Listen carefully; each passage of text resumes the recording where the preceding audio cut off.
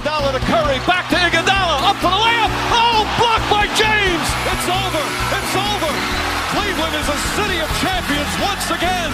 The Cavaliers are NBA champions.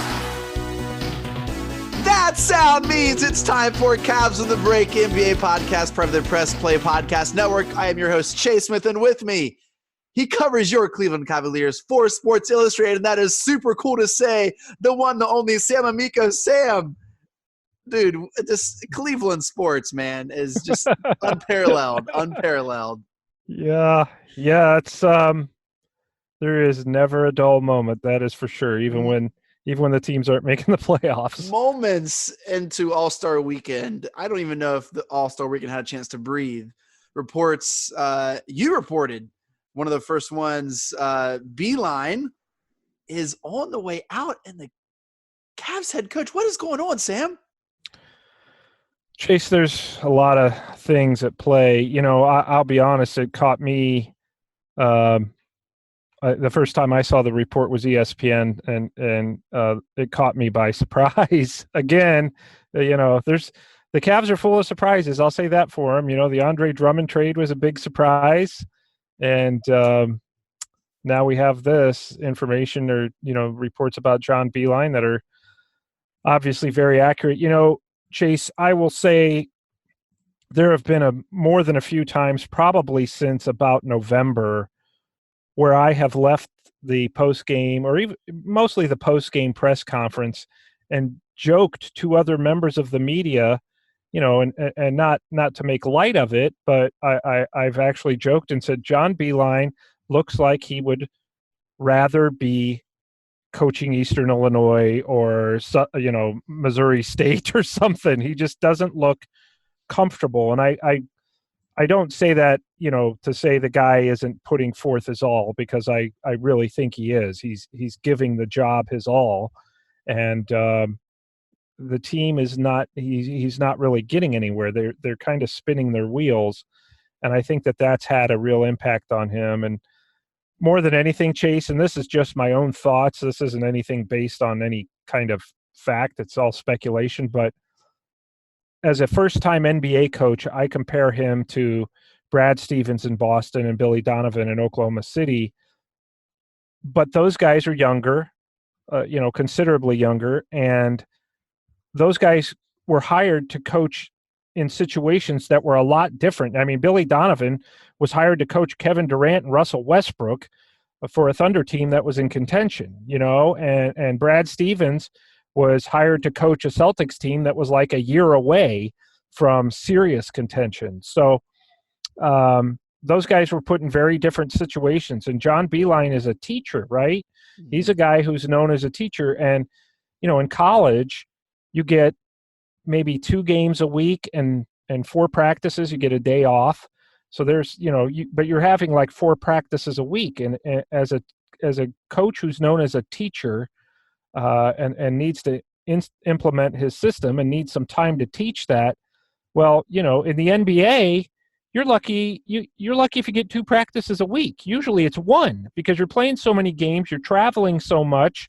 You need to give people a day off. You need to give the players, you know, time away.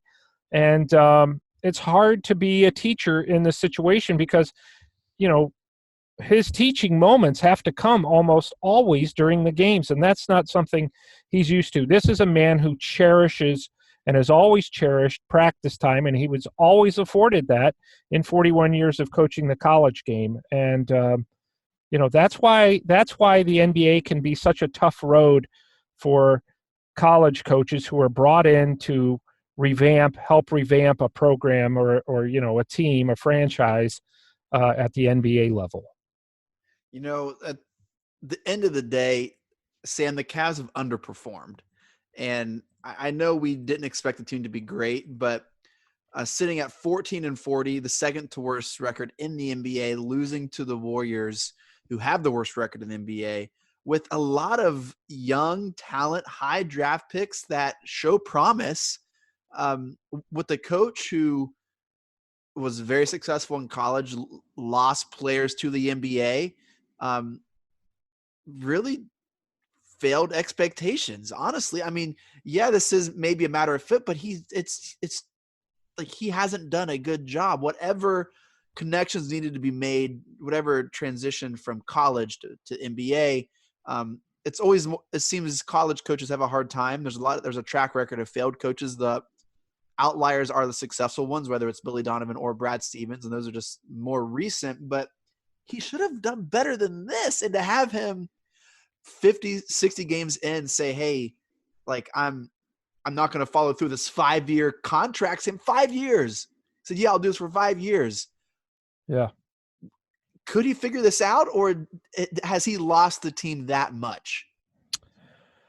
They've clearly, if we remember, and you and I have talked about this, they at the beginning of the season when they were 4-5, and they came out and they overachieved at that point, and everybody was so excited at the style that they were playing. They were scrappy, they were gritty, they were in games that they probably shouldn't have been in. They had that shot to win at Philly early in the year. Yeah. Everybody was excited, and all I can point to or speculate is that it's been a disconnect with the players since then.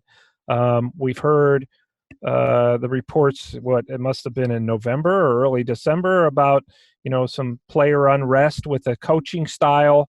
Yeah. And then you had Slugsgate, and you had Kevin Love blowing up at Kobe Altman. There's been a lot. There's a video of Tristan Thompson lashing out at Beilein too, and I think he during a timeout, or he took him out. Yeah, that was one of those games with Colin Sexton took a shot that Tristan didn't like, and Tristan got yelled at for his own shot. Wait, which game was that? I don't know.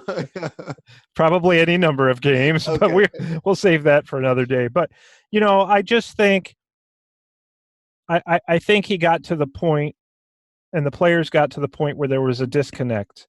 And I think that he continued to try to coach, but I'm not sure, just based on observation, that he continued to believe these guys are going to follow my lead. And guess what? They don't have to follow my lead. At the University of Michigan, at West Virginia University, at Canisius, the players have to listen to the coach. And if they don't, they're going to sit on the bench.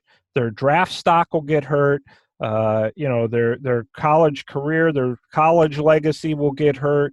The coach is completely in charge of the program at the college level. In the NBA, obviously, that is not the case. You are more like a foreman on the assembly line in the NBA. Yeah. You just have to make sure that everybody is producing their roles. And there really isn't any, that rah-rah stuff. And I'm not saying John Beilein uses that, but just as an example, the rah-rah college stuff only goes so far. So, and that's not John Beilein's strength. So don't misunderstand me there. I'm just saying there's just a big difference in the way to motivate players in the college game and at the NBA game. Sure. Well, to that point though, Sam, I mean, we were excited about the staff he brought on with, with the team at the start of the season. Lindsey Gottlieb, Bickerstaff. It seemed like names that, he's really putting people in the right place to position these young players to grow and to succeed. Yeah. And for him to throw – now, granted, let's not get ahead of ourselves. He hasn't stepped down yet, but we don't really feel like there's coming back from this, do we? Sam, is it possible for him to walk back in that locker room? He's telling the team he doesn't want to coach them. Well, I think, yeah, it has – I don't know that it's come out that specific, but it basically is. It seems almost like a mutual thing. It seems like it could be, the only hang up now might be, okay, well, you had a 5-year contract. How much of that do we actually pay you? Does he say, as I probably would, Chase, not to sound greedy, but this is a reality of a job is, well, I want the full 5 years. That I'm owed, and that sounds bad, but guess what? The worst case, the other option is I stick around and coach the team, and then you fire me and give me the full 5 years anyway. So maybe he's not going to go that route. Maybe he wants out of the job so bad that he says I'll take half that. I don't know. This is all just obviously me thinking out loud, but I to answer your question, Chase, no, I don't think that he should be coaching the team Friday at Washington because of all these reasons. And I think that the Cavs and he need to come to an agreement. Like, look, you're going to be the hottest commodity in college basketball next year. If he leaves the Cavs, he will be on every college team with an opening radar, and he'll be their wanted man. So this isn't going to be the end for him, but he just needs to come up with an amicable split with the Cavaliers. But Chase, no, I don't think you already feel like you've lost the team. Imagine going in there into the locker room Friday night in Washington and saying, well, here I am. I don't know how much longer I'll be doing this. You don't know how much longer I'll be doing this.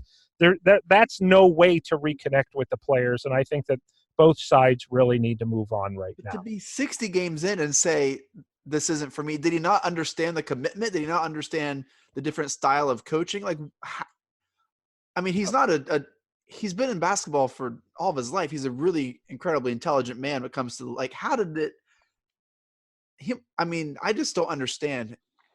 Is he just that miserable? Is he just like, this is the worst? Like, I'm the most unhappy I've ever been. I can't do this for 5 years. I don't know. Look, I've been in jobs before at newspapers where I just got to a point where I decided, you know what, this is never going to get better. I don't feel like I'm going to be able to do my best work. I need to move on. And I've gotten to that point, and I can Chase, and I've misread the way people look before. So this isn't gospel by any stretch, but he just looked, and it's been months. He's looked like unhappy, even though he's handled it like a true pro and handled and approached the job as a guy who is going to finish the job. I think that he just probably thought, this just is, they're regressing. They lost 12 straight at home. They lost to the Knicks at home. They lost to Golden State, this year, who's terrible at home. They got blown out. They've been getting blown out in games, and they're regressing. And, there are some signs of, Colin Sexton and Darius Garland and those younger players making some progress. But I just think that he's clearly not the long-term solution. And I don't think that has to be anybody's fault. I don't think it has to be Kobe Altman. We always look who to blame or who to criticize. And I just think that this isn't that type of situation. I think that nobody has to be to blame here. I just think it's a guy who is 67 years old. And I can tell you, just me writing about the home games at my age, which is a lot younger than John Beilein, but I know that it can get taxing. And so for somebody to try to run a professional basketball team at 67 years old, I think he thought, obviously, he had great faith when he took the job he could do it. He's been successful everywhere he's been. Yeah. And Kobe Altman and his team and Dan Gilbert had great faith that John Beilein was the guy. And you know what? When you decide, hey, man, boy, we really dropped the ball on that one, then you got to move on quickly. And this is what this shows me, that he's not willing to be adaptable and try to make it work. And the small sample he did give it isn't long enough. And that's sad. Sam, this could not have gone any worse. I mean, I don't know if at the start you're like, man, worst case scenario, what does this look like? Never in a million years would we'd said All-Star break, he's done. And so this is a complete and colossal failure on the Cavs and John Beilein and the players. It's just bad look all around. It hurts my heart. I love basketball. I wanted this to work. And this is just not a good look for anyone. Sam, let's look ahead. Friday in Washington, who is going to be on the sideline coaching the Cavs? Who's your pick? Well, if they move on from this, as they should, I mean, that's right now. It would be almost a worse look if John Beilein were back on the sidelines Friday after all of this. Look, it's going to be J.B. Bickerstaff. He's the associate head coach, was the head coach of the Memphis Grizzlies. His father is Bernie, who was a longtime NBA coach, great guy, is a senior advisor of the Cavaliers now. And would that be an interim or official? Boy, Chase, I think that knowing Dan Gilbert, who thankfully is making, great progress lately from his stroke. Knowing him, I think it would be an interim type of thing. Yeah. I don't think that, who knows, let's see how they respond to JB Bickerstaff would be.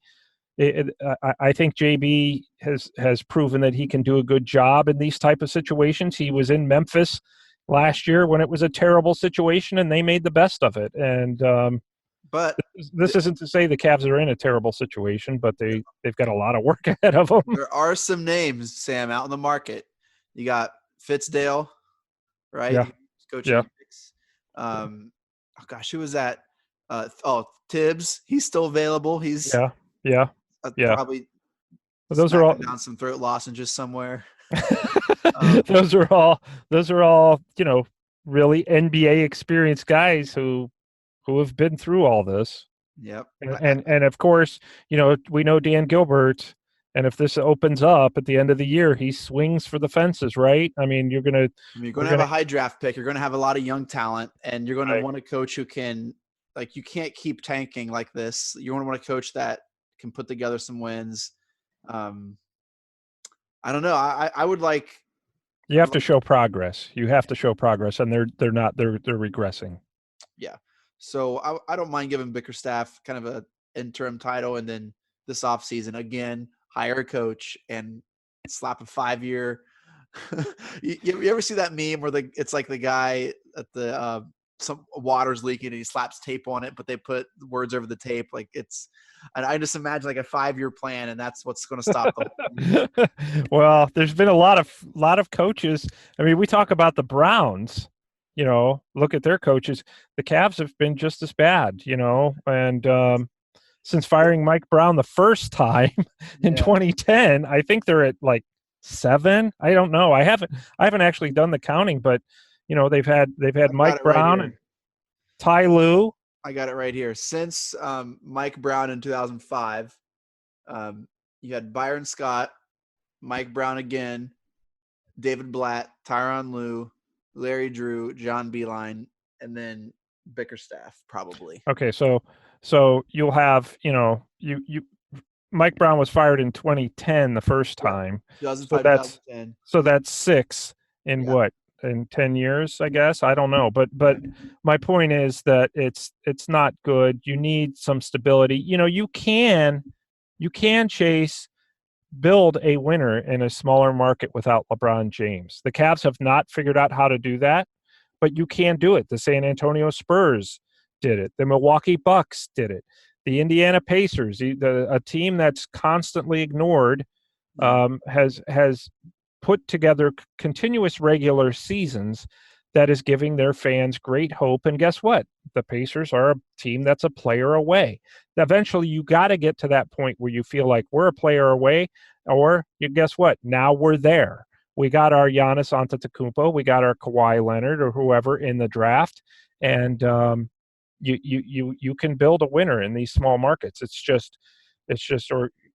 You've got to be able to have some stability at the top. And I know the Cavs went into this season believing that they had that, and it's unfortunate that this hasn't worked out, but it really hasn't. It's been bad because the progress stopped, and the roster is not a good fit, and they've got more moves and things to do this summer, and now they've got to find a coach long term on top of everything else once again.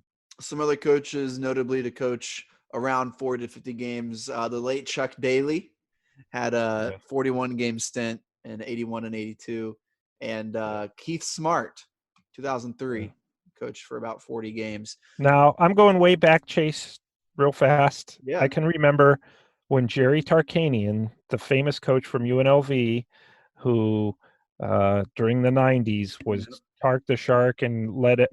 He took the San Antonio Spurs job in like 94, somewhere around there, I think.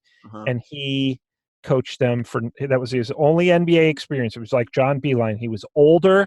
He had coached the college game forever, had great success, got the Spurs job, and coached him for 19 games. Yeah. And he was done. He was like, I want out of this. He didn't understand, like, well, wait a minute, I don't get to decide who plays and who the players are and all that. And I'm not saying Beilein has that problem or issue, but there's some of that there for sure, with trades and all that John Beilein has really had to adjust to. So sometimes these college to the pros things can be an absolute nightmare.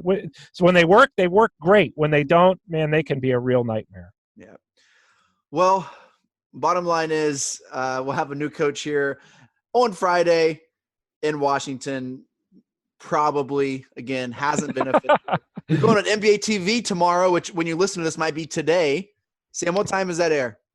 I'm scheduled to go on at 9:15 and discuss the situation. I wouldn't be surprised. 9:15 at night, Eastern time.